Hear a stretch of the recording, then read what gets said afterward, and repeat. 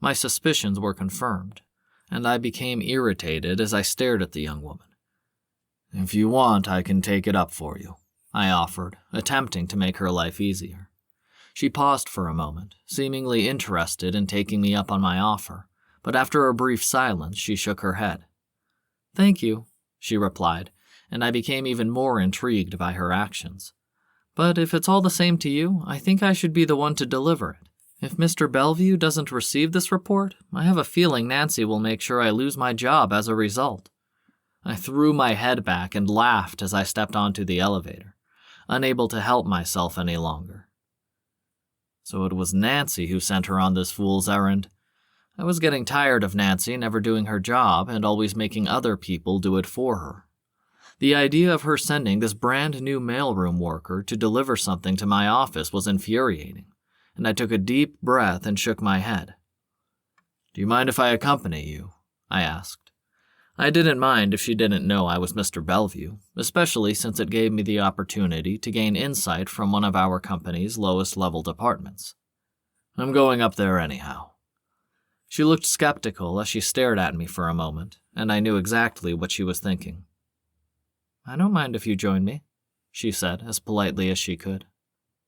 Much to my surprise, she was rather accommodating when it came to allowing space for me in the elevator.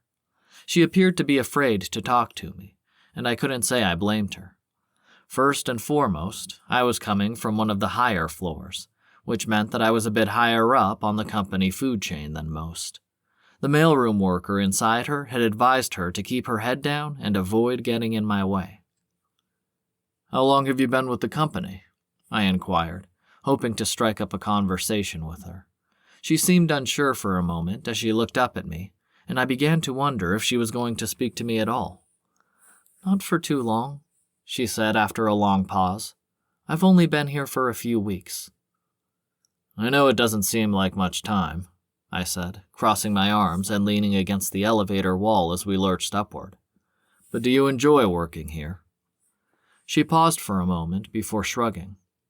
"It has its advantages," she said, smiling at me and appearing to come out of her shell a little as she spoke.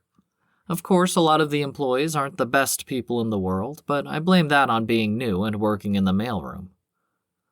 I could hear her disdain in her voice and became a little curious.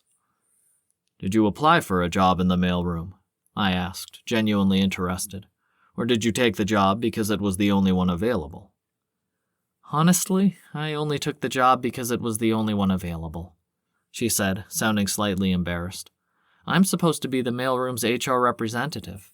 However, due to the mailroom's current understaffing, I've been assigned the task of working the rounds alongside the other mailroom employees."